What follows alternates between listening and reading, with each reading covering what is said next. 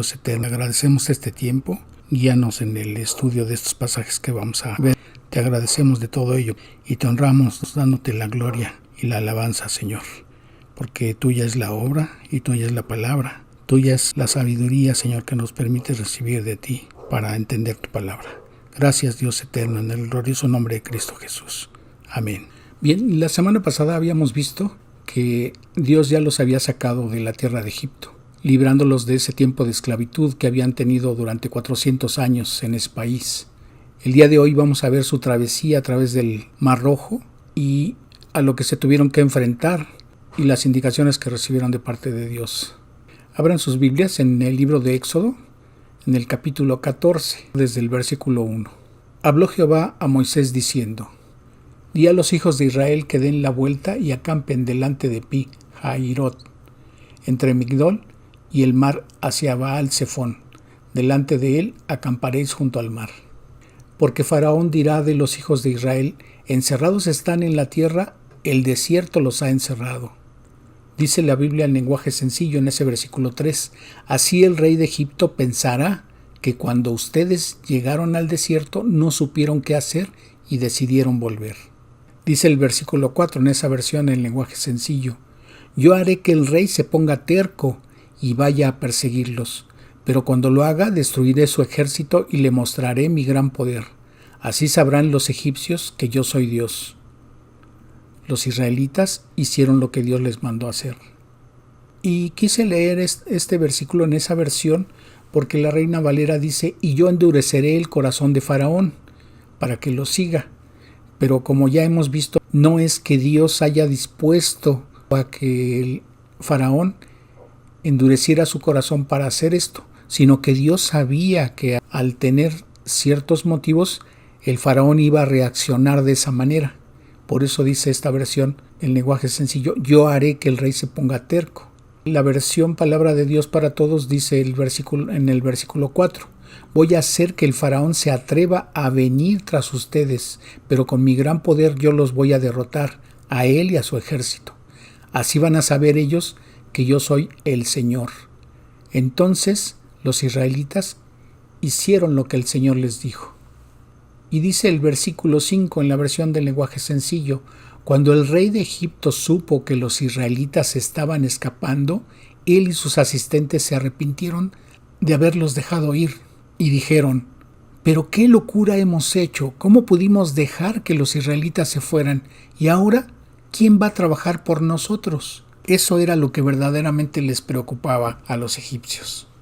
Entonces, de nuevo se manifiesta su corazón endurecido del Faraón, aún a pesar de que él había sido intimidado y convencido por las plagas que Dios había descargado en el pueblo de Egipto. Su corazón no se había convertido, aún observando y habiendo recibido esos juicios que Dios había ejercido sobre ellos. Aún así, el Faraón se arrepintió de lo que él consideraba que había sido una decisión apresurada, el dejarlos salir. Y esto se debe a que él fue movido primeramente por su excesivo orgullo y además la sed de venganza. Y todas estas cosas le habían movido a cancelar el permiso que había dado a los esclavos hebreos y quería forzarlos nuevamente a volver a sus labores como esclavos. Entonces, no era su intento luchar contra ellos, sino recapturarlos para regresarlos a su condición de esclavos. Porque como bien dice este versículo 5 en la versión en lenguaje sencillo, termina diciendo: ¿quién va a trabajar por nosotros? Les preocupaba quién iba a hacer esas labores que los esclavos hebreos habían desarrollado durante 400 años. El versículo 6: y unció su carro y tomó consigo su pueblo. La versión Jerusalén 1976 dice en el versículo 7: tomó 600 carros escogidos y todos los carros de Egipto montados por sus combatientes. Entonces eran los carros más ligeros, eran los carros mejor dotados para la guerra y para poder ejercer la persecución hacia los hebreos. De esa manera pretendía el Faraón darles alcance y hacerlos regresar. Dice el versículo 8 en la versión Palabra de Dios para Todos: el Señor hizo que el Faraón, rey de Egipto, se atreviera a perseguir a los israelitas que se habían ido con aire de triunfo. Versículo 9, en la versión Dios habla hoy. Los egipcios, con todo su ejército, con carros y caballería, salieron a perseguir a los israelitas y los alcanzaron a la orilla del mar, junto a Pi-Hahiroth y frente a Baal-Zephón, donde estaban acampados. Ahí se habían estacionado según las indicaciones que habían recibido de parte de Dios. Dice la Reina Valera 60 en el versículo 10, y cuando Faraón se hubo acercado, los hijos de Israel alzaron sus ojos, y he aquí que los egipcios venían tras ellos, por lo que los hijos de Israel temieron en gran manera y clamaron a Jehová. El verbo clamar implica una queja a causa de una gran angustia. No era una petición de salvación que le estaban haciendo a Dios, más bien era una queja, culpando a Dios por tenerlos en tal situación. Y aquí se manifiesta la debilidad de su fe. Por lo tanto, esa debilidad de fe era evidente. Mientras todo iba bien, te dice el versículo 8, en la versión Palabra de Dios para Todos, que ellos habían salido con aire de triunfo. Sin embargo, con el aparente cambio de suerte, culparon a Dios y a Moisés. Entonces vemos aquí que era muy difícil sacarles la esclavitud de sus mentes, pues habían tenido 400 años en esa condición en Egipto.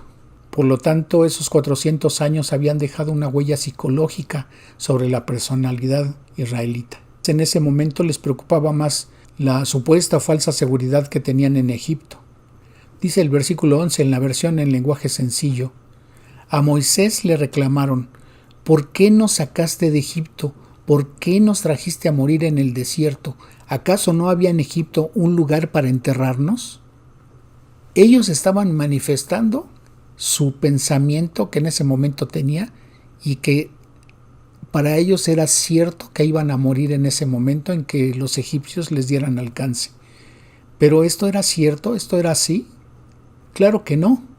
No se daban cuenta de que los egipcios se acercaban para recapturarlos, porque no querían matarlos, sino que su intención era hacerlos regresar a su condición de esclavitud, para que hicieran las labores que por 400 años habían desempeñado allá en Egipto. Además, la intención de parte de Dios, y mucho menos de Moisés, era haberlos sacado de Egipto para que murieran en el desierto. A ellos ya se les había olvidado. Si recordamos lo que dice Éxodo en el capítulo 3, en los versículos 7 al 9, dijo luego Jehová, hablando él a Moisés: bien, he visto la aflicción de mi pueblo que está en Egipto, y he oído su clamor a causa de sus exactores, pues he conocido sus angustias, y he descendido para librarlos de mano de los egipcios y sacarlos de aquella tierra a una tierra buena y ancha, a tierra que fluye leche y miel, a los lugares del cananeo, del eteo, del amorreo, del fereceo, del heveo y del jebuseo. El clamor, pues, de los hijos de Israel ha venido delante de mí, y también he visto la opresión con que los egipcios los oprimen. Entonces, Dios los iba a librar de esa calamidad que estaban pasando. Tenían que tener presente que la promesa de Dios era sacarlos de esa condición de esclavitud para llevarlos a la tierra prometida, a la tierra que Dios le había prometido a los patriarcas Abraham, Isaac y Jacob. Esa era la promesa que Dios le había hecho primeramente a Abraham, que después de ese tiempo de esclavitud, Dios los habría de llevar a la tierra prometida. Dios era obvio que no los iba a dejar morir en ese lugar. Pero aún así siguen reclamando el pueblo de Israel a Moisés. Vemos en el versículo 12, según la versión Palabra de Dios para Todos: ¿acaso no te dijimos en Egipto, déjanos trabajar en paz para los egipcios? Es preferible ser esclavo en Egipto que el morir en el desierto. Y esto que constituye un primer ejemplo de las quejas que los israelitas estaban manifestando ante Moisés, y obviamente era una queja delante de Dios. Entonces, su falta de fe en Dios es sorprendente de la manera en que se estaba manifestando. Pero ¿Cuántas veces a menudo nosotros nos vemos haciendo lo mismo, quejándonos por las pruebas o las aflicciones que tenemos? No somos capaces de tener algún costo a cambio de la libertad que Dios nos ha dado, a cambio del perdón de todos nuestros pecados, a cambio de no pasar una eternidad en un lugar de castigo eterno por razón de nuestros pecados, porque nosotros no podemos hacer nada para tener la salvación por nosotros mismos. La obra es de Dios. Algún costo tenemos que pasar y ese costo obviamente son las pruebas. Entonces no tenemos por qué estar quejándonos de las pruebas o las aflicciones que Dios permite en nuestras vidas, pues sin darnos cuenta de que las pruebas y las aflicciones son para ver la fe que tenemos en Dios. Dice la palabra en 1 Corintios capítulo 10 versículo 13: No os ha sobrevenido ninguna tentación que no sea humana, pero fiel es Dios, que no os dejará ser tentados más de lo que podéis resistir, sino que dará también juntamente con la tentación la salida para que podáis soportar. En 1 de Pedro, capítulo 1, versículos 6 y 7, la palabra dice: En lo cual vosotros os alegráis, aunque ahora por un poco de tiempo, si es necesario, tengáis que ser afligidos en diversas pruebas, para que sometida a prueba vuestra fe, mucho más preciosa que el oro, el cual, aunque perecedero, se prueba con fuego, sea hallada en alabanza, gloria y honra cuando sea manifestado Jesucristo. Esa es la razón por la cual tenemos pruebas.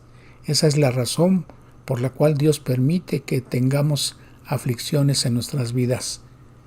Dice el libro de Santiago en el capítulo 1, versículos 2 al 4.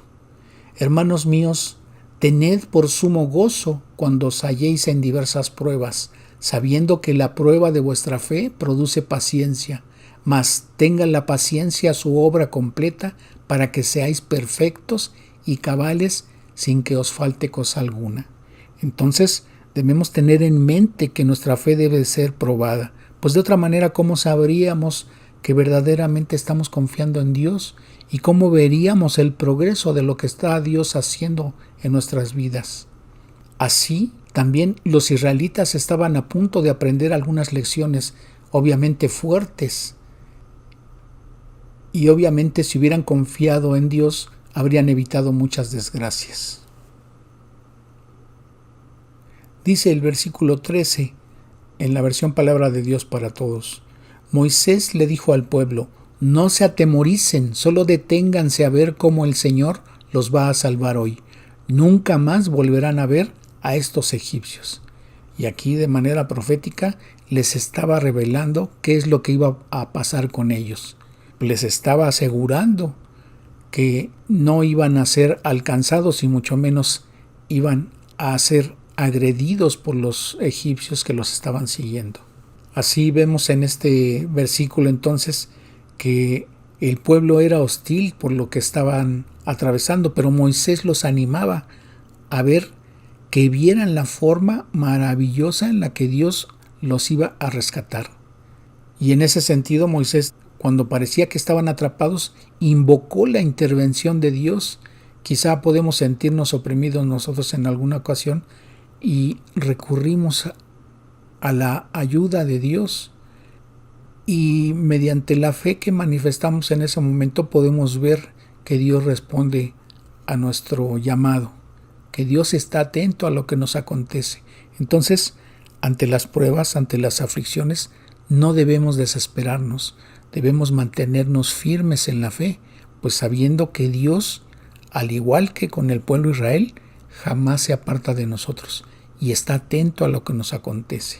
Entonces, aunque nuestra primera reacción pudiera ser la desesperación, debemos adoptar una actitud como la que tenía Moisés, estar firmes para ver la salvación que Dios hará. Dice el versículo 14 en Reina Valera 60. Jehová peleará por vosotros y vosotros estaréis tranquilos. En el versículo 15, en la versión en lenguaje sencillo, pero Dios le dijo a Moisés: ¿Y tú por qué me pides ayuda? Mejor ordena a los israelitas seguir adelante. Pero si observamos, entre el versículo 15 y el versículo 14 no vemos que Moisés se haya dirigido verbalmente a Dios.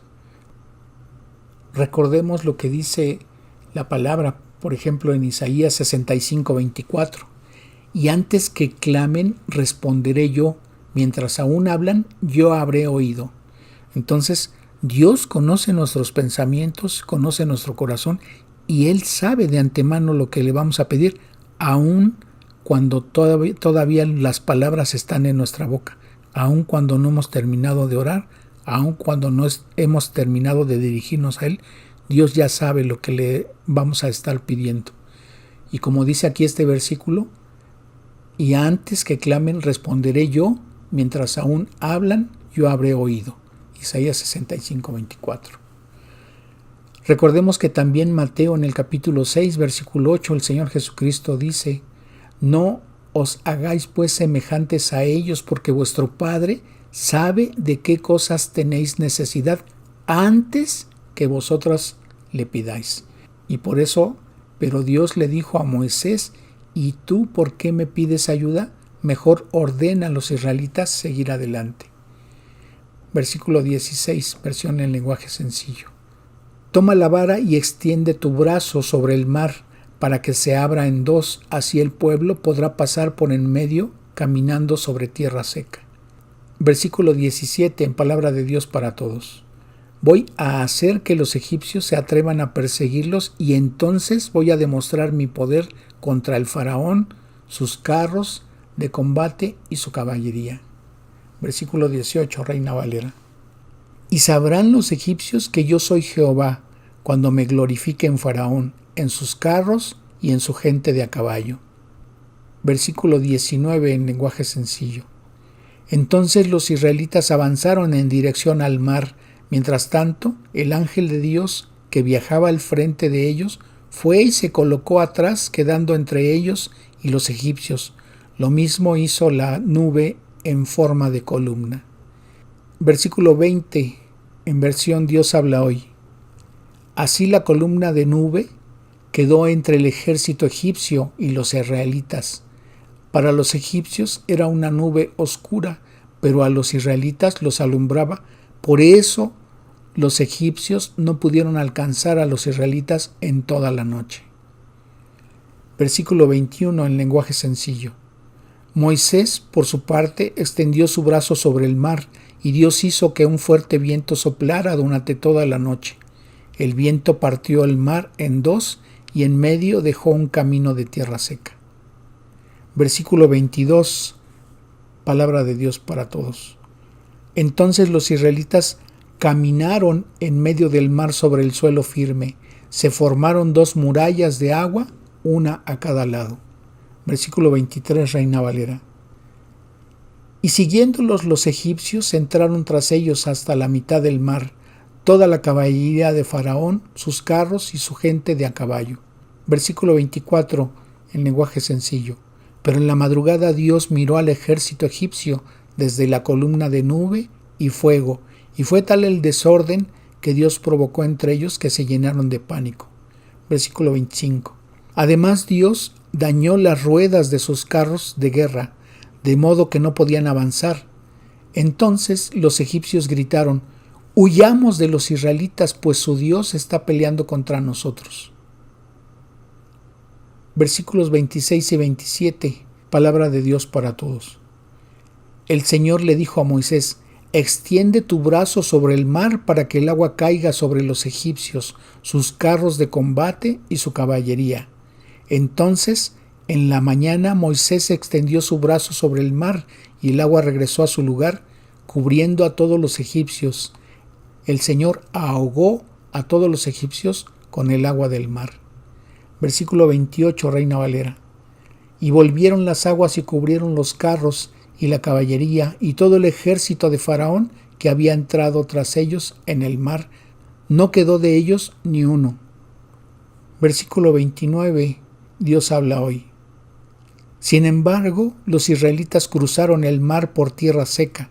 entre dos murallas de agua, una a la derecha y otra a la izquierda. Versículo 30, lenguaje sencillo.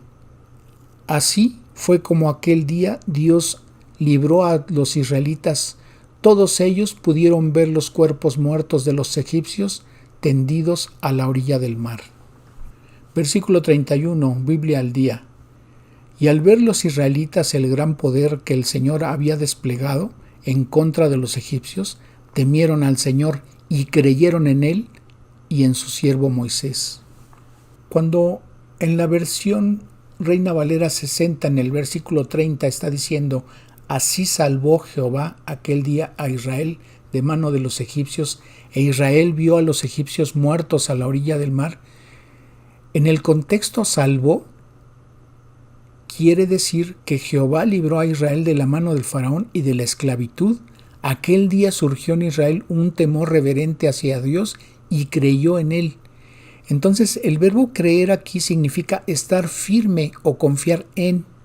La raíz del verbo significa apoyarse sobre algo o alguien, y en este caso estaban apoyando su confianza en Dios y en Moisés, que en este caso era intermediario entre ambos. Éxodo 15,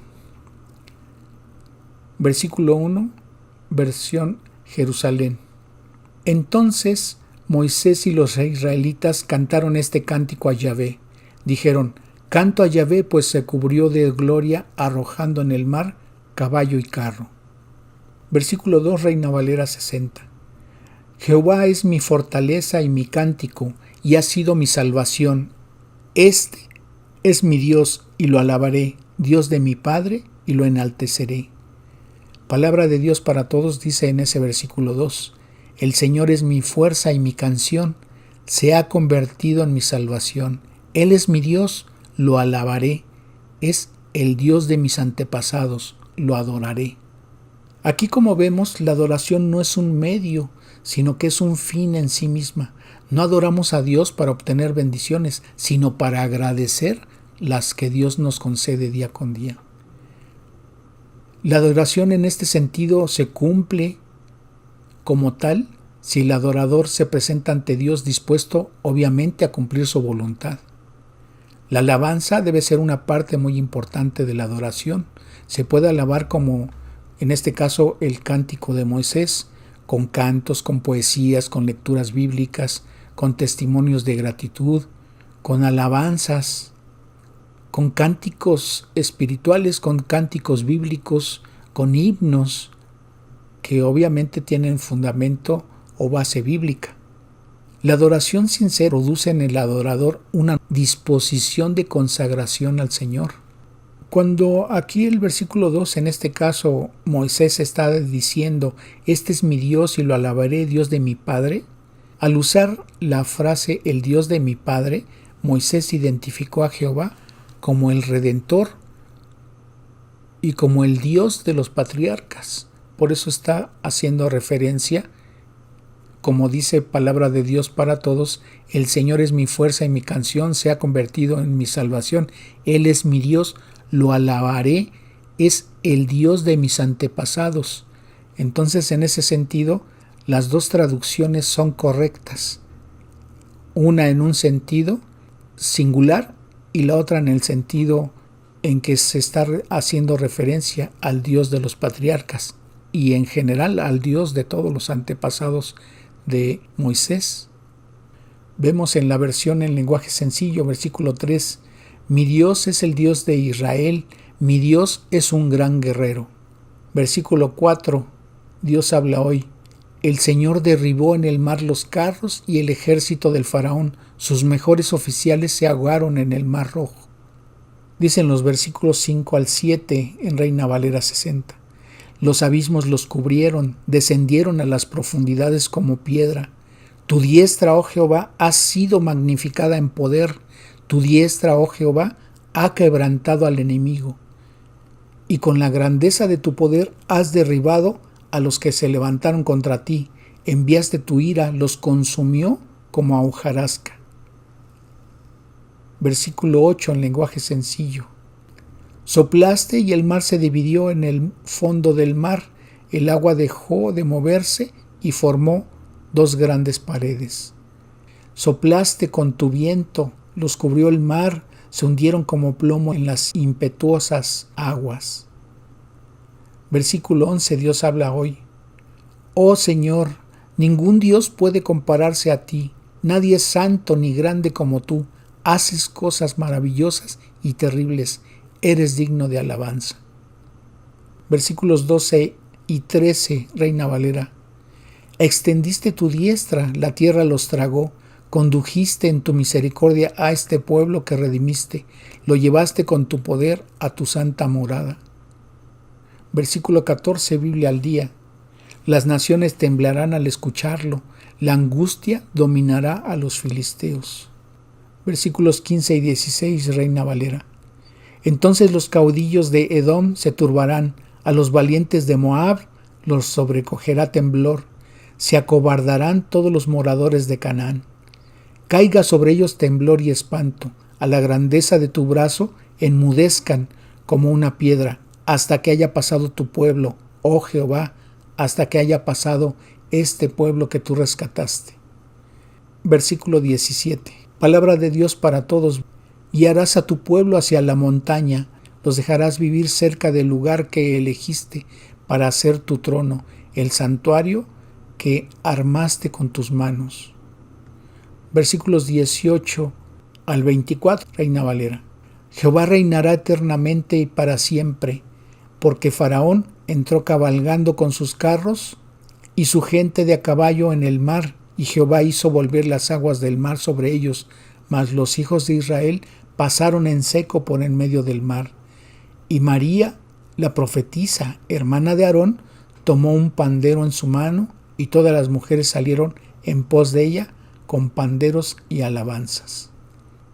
Y María les respondía: Cantad a Jehová, porque en extremo se ha engrandecido, ha echado en el mar al caballo y al jinete. E hizo Moisés que partiese a Israel del mar Rojo, y salieron al desierto de Shur, y anduvieron 3 días por el desierto sin hallar agua.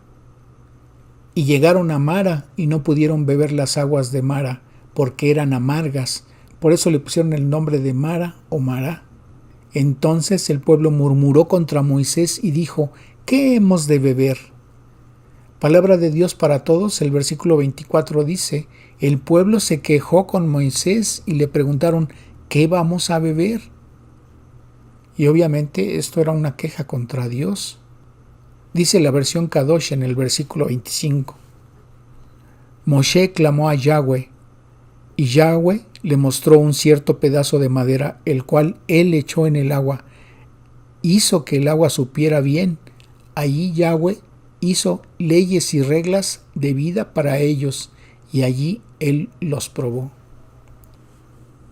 La versión en lenguaje sencillo y Dios habla hoy en el versículo 26 dice respectivamente: les dijo: yo soy su Dios, yo soy quien les da salud. Si ustedes prestan atención a mis consejos y obedecen estos mandamientos y estas leyes que hoy les doy, y hacen solo lo bueno, no los castigaré como a los egipcios. Dios habla hoy, dice en ese versículo 26, les dijo: ponéis toda vuestra atención en lo que yo, el Señor vuestro Dios, os digo, y si hacéis lo que a mí me agrada, obedeciendo mis mandamientos y cumpliendo mis leyes, no os enviaré ninguna de las plagas que envié sobre los egipcios, pues yo soy el Señor, el que os sana. Versículo 27, en Dios habla hoy. Después llegaron a Elim, donde 12 manantiales de agua y 70 palmeras, y acamparon junto al agua. Bien, como dice este capítulo 15 de Éxodo, en el viaje al monte Sinaí, la fe del pueblo de Israel fue probada. Esta parte del pasaje narra el viaje desde el Mar Rojo hasta el Sinaí, y es una parte de la historia de las peregrinaciones que continúa en el libro de Números, en el capítulo 10. Y el tema básico o principal es la preservación del pueblo de Israel mediante la providencia milagrosa de parte de Dios. Pues Dios, en esta travesía en el desierto, les iba a proveer tanto de agua como de alimento. Entonces ellos tenían que confiar en Él. En el desierto el hambre los amenazaba. Había poca agua y la gente, siendo tan numerosa, pues aproximadamente eran 2 millones de personas, enfrentaban el peligro de morir de sed, pero obviamente Dios no los iba a dejar en esa situación. Dios demostraba una y otra vez su amor hacia el pueblo. Sin embargo, al enfrentarlas aún con sus quejas, les daba lo necesario para que ellos no perecieran. El propósito de Dios era llevarlos hasta la tierra prometida. Lo que Dios quería es que ellos dependieran de Él completamente. Él quería probar su fe de ellos en Él y hacerla crecer. Pero entonces, ¿por qué Dios llevó al pueblo para que tuviera que cruzar el Mar Rojo y después tuviera cierto tiempo atravesando el desierto? Bueno, vemos que son varias las razones. Primero, en esa situación no era fácil que ellos pudieran regresarse o volver atrás. Por una parte, el mar los había protegido de los egipcios y era un obstáculo que también les impedía volver con facilidad, pues el no tener que cruzar el río era que tuvieran que pasar por donde estaba el pueblo filisteo y obviamente ellos no querían tener un enfrentamiento con ellos. También no serían amenazados por las tropas egipcias ni podrían ser sorprendidos por ataques de las tribus hostiles. Era también para enseñarles a confiar completamente en Dios, pues el sustento vendría de Él. Entonces, así como a la iglesia, ellos tendrían que estar caminando por fe y no por vista, como también nos dice Dios en su palabra en el Nuevo Testamento. Entonces, de esta manera, la fe de ellos tenía que ser probada. ¿Y por qué tenía que ser probada la fe de ellos? Para que Dios mostrase a ellos su amor bondadoso y su poder por medio de la providencia divina que era manifestada a ellos. Entonces, si recordamos lo que habíamos leído en el versículo 26, también Dios les había manifestado que ellos tenían que obedecer sus consejos, sus mandamientos y sus leyes, porque de esa manera ellos no serían castigados. Tenían que confiar y obedecer esos mandamientos, y de esa manera Dios los iba a proteger también. Pues Dios prometió que si prestaban atención y obediencia a esos mandamientos, ellos no sufrirían las enfermedades o plagas con las cuales Dios había castigado al pueblo egipcio. Como hemos visto, no había transcurrido mucho tiempo y aún viendo el pueblo hebreo lo que Dios había hecho para que Dios los sacara de esa condición de esclavitud, ellos ya empezaban a tener dudas, digamos, por ejemplo, cuando observaron que los egipcios pretendían alcanzarlos y ellos quejándose de que iban a morir en ese momento, Dios les mostró que no era así. Cuando tuvieron sed, también se quejaron de que Dios los iba a dejar morir de sed y obviamente Dios no lo hizo así. Entonces Dios mostró una vez más su amor al pueblo de Israel. Pero vemos, así como ellos, también muchas ocasiones el creyente tiene dudas acerca de lo que ocurre en su vida. Y eso lo debemos de tener presente. La Escritura dice que lo que está escrito en la palabra de Dios es también para enseñanza de nosotros. Entonces debemos tener conocimiento de lo que ha atravesado el pueblo de Israel a lo largo de la historia y que ha sido revelado en el Antiguo Testamento para que nosotros tengamos ese ejemplo de ver cómo no debemos de reaccionar y cómo sí debemos de ser obedientes a lo que Dios nos indica en su palabra y creer lo que Dios nos dice, pues Él está siempre cuidando y queriendo lo mejor para cada uno de nosotros. Entonces, seamos conscientes, seamos creyentes de lo que Dios nos revela en su palabra, para que podamos caminar sin mayor contratiempo, sin mayor dificultad, nuestra vida como cristianos en este mundo, hasta que Dios nos llame a su presencia. Vamos a continuar en la siguiente semana. Padre eterno, gracias te damos, Señor, por lo que nos has mostrado hoy en estos pasajes que hemos tenido oportunidad de tener acercamiento. Señor, te damos gracias porque hemos recibido la guía de tu palabra a través de tu Santo Espíritu y te agradecemos, Señor, el hacernos recordar que has hecho una promesa de que siempre estarás a nuestro lado y de todo lo que tú permites en nuestras vidas es para bien de nosotros mismos. Por una parte, para probar nuestra fe y por la otra, para que veamos que verdaderamente somos creyentes, que verdaderamente hemos tenido un nuevo nacimiento, que verdaderamente somos tus hijos y que verdaderamente somos parte de tu pueblo. Te agradecemos, Dios, esto que nos has permitido recibir de tu palabra el día de hoy y te agradecemos en el glorioso y precioso nombre de nuestro Salvador Jesucristo. Amén. Que Dios les bendiga.